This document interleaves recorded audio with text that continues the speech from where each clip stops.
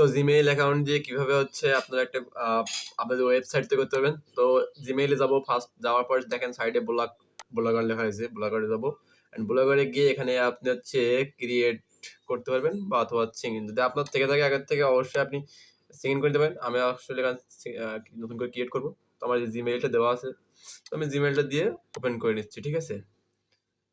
তারপরে ওপেন করেছি, এখানে নাম দিব টাইটেলটা দিতে পারো, একটা ইউনিক টাইটেল হলে ভালো হয়, ঠিক আছে। আর এটা হচ্ছে আমার ইউটিউব চ্যানেল সৌরভ টেক 360, ঠিক আছে।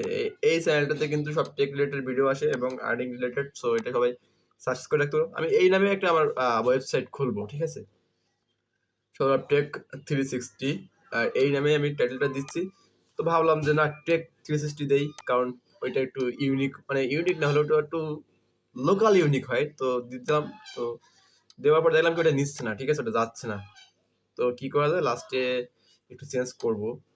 তো সেভাবে আমি অরিজিনাল নামটা দিয়ে দিলাম। আমি আর ওই টেক 360 দিলাম না, সৌরভ টেক 360 দিলাম। এই আপনার যদি ইউনিক না হয় তাহলে কিন্তু নিবে না, ঠিক আছে। তো যাই হোক, আমি এখানে দিয়ে দিলাম, সবগুলাই ফিল আপ করতেছি, ঠিক আছে। আপনি কিন্তু এইভাবে কিন্তু ওয়েবসাইট তৈরি করতে পারবেন নিজের গুগল সাইট দিয়ে। যাই হোক, আমাদের কিন্তু তৈরি হয়ে গেল নবজাতক শিশু, ঠিক আছে। আর নবজাতক শিশুটা আমরা এবার দেখবো যে আসলে কিভাবে কি করা যায়। তো এই যে নবজাতক শিশুটা দেখলাম, জাস্ট ওপরে নামটা আছে সৌরভ টেক 360, আর এখনো কিন্তু কোনো কাজ করা হয় না এতে, ঠিক আছে। জাস্ট কি করা হইলো, এতে হচ্ছে পোস্ট করার জায়গা আছে, বা যে ভিউজ কত, মানে কত কি, আমরা হয়তো ভিউজের পিছনে দৌড়ে আসলেই, ওয়েবসাইট হোক বা ইউটিউব হোক।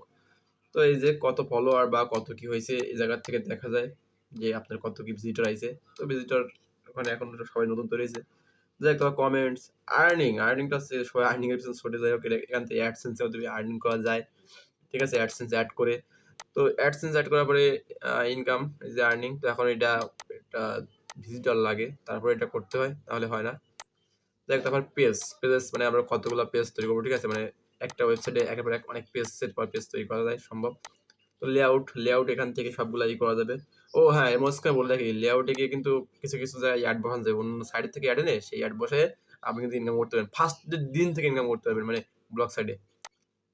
তারপর থিমটা হচ্ছে, এখান থেকে থিম আছে যেগুলো, অনেকগুলো এই থিম নিতে পারেন। এই যে একটা থিম, মানে ওয়েবসাইটে ঢুকলে যেমনটা দেখায় চেহারা, তো ওই থিম আমরা নেটে নিব না, আমরা প্রিমিয়াম থিম নেবো অন্য জায়গার থেকে।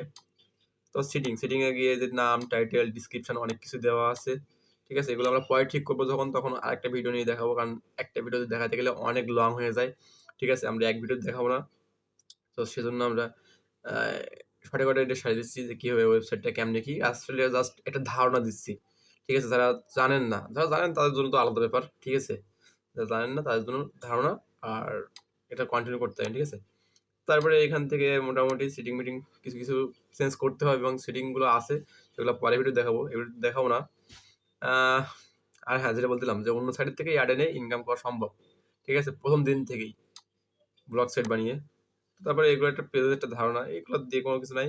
আর নিচে তো হচ্ছে ভিউ করার জন্য যে পেজটা কেমন দেখতে, জাস্ট এই মূলত হচ্ছে ওয়েবসাইটের সিস্টেমে। কিন্তু এখন দেখাবো যে পোস্ট কীভাবে করতে হয়, কারণ পোস্টে একটা বিফার আছে, ঠিক আছে। তো আমি যাবো নিউ পোস্টে, আর হচ্ছে এখানে পোস্ট করব। তো পোস্ট করার পরে আগে টাইটেল লিখতে হবে, ঠিক আছে, ট্যাগ দিতে হবে, কোন লোকেশন বা হচ্ছে একটা ইউআরএল তৈরি করা যায়, ঠিক আছে, অনেক কিছু সিস্টেম আছে। তো এই যে আমি একটা পোস্ট আমি লিখে ফেললাম, ঠিক আছে। আমার এটা হচ্ছে যে কপিরাইট খাইলে কীভাবে কপিরাইট স্কুলে এক্সাম দিয়ে কপিরাইট তুলতে হয় ইউটিউব থেকে।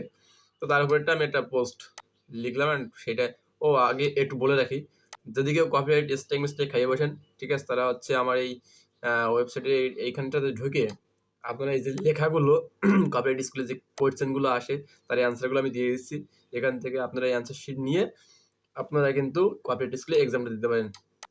তো যাই হোক, আমি হচ্ছে এইগুলো কপি করে দিয়ে দিলাম, আমার আগে লেখা ছিল। তারপরে আমি টাইটেলটা দিয়ে দিলাম যে কপিরাইট ইনফরমেশন, ঠিক আছে। চশমাটা কিন্তু বেশ ভালোই, তাই না, ভাইয়ের গিফট। যাই হোক, তো আমি এবার পাবলিশ করে দেবো।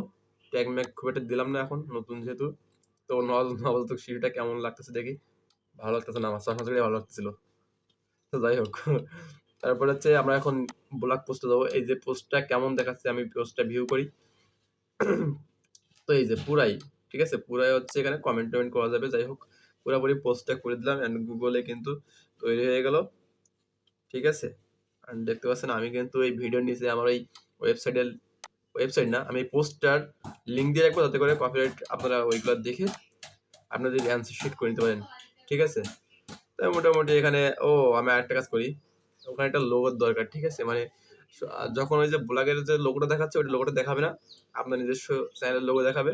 তার জন্য একটা লোগো সাইজ করে নিতে হবে। তো আমি তার জন্য চলে আসলাম পিএস মানে ফটোশপে। অ্যান্ড সেটা সাইজ করে নিচ্ছি আমি। ঠিক আছে? সাইজ করে আমি আমার লোগোটাকে অনেক করলাম। মানে আমার নিজের ছবিটাই আমি ওখানে আপলোড করে দিলাম। ওটাই আমার লোগো হবে। ঠিক আছে? তো এর জন্য একটা মাপ দরকার। মাপটা আগেই ছিল। আমি সেটা করে নিলাম। আ তবে একটু টাইম নিবে। ঠিক আছে? ২৪ ঘন্টার মতো টাইম নিবে। এই যখন হচ্ছে এখানে উপরের যে ওই যে উপরে যে বার পোস্টে ওখানে ছবিটাই শো করবে। ব্লক স্পটের যে এইটা ওটা শো করবে না। কিন্তু এটা টাইম লাগবে। মেবি ২৪ ঘন্টার মতো। তারপরে ঠিক হয়ে যাবে। তো তারপরে নিজের প্রোফাইলে ছবি দিতে হবে। ঠিক আছে? অনেক কিছু সাজুগুজু করানোর দরকার আছে। কারণ এই যে আমি যে আসলাম একটা টি-শার্ট পরে, ঠিক আছে? একটা চশমা চোখে দিয়ে, এটাই আমার মোটামুটি সাজুগুজু। আমি তো হয়ে আসতাম খালি গায়ে উম আসা যেত না? কিন্তু এভাবে তো হইলে ভালো হবে না। ঠিক আছে ব্যাপারটা? তো সেইরকমই আ ওয়েবসাইটে সাজাইতে হবে। সাজাইলে ভালো দেখাবে এবং দেখতেও ভালো লাগবে।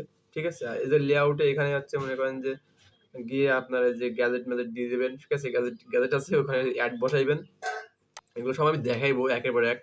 ঠিক আছে? কিন্তু পরবর্তীতে এই যে নেম, ঠিক আছে? এখানে নেমে হচ্ছে আপনি আপনার প্রোফাইলটা একটু আ বলা যায় যে কি বলে চেঞ্জ করে নিবেন। পিকচার দিয়ে দিবেন। আপনার যে লোগো আছে লোগোটা। তো আমি আমার যে লোগোটা আছে সৌরভ টেক 360 যে লোগোটা আছে আমি সেটা দিয়ে দিব। একটু টাইম নিচ্ছে যাই হোক। তারপর মোটামুটি দিয়ে দিলাম।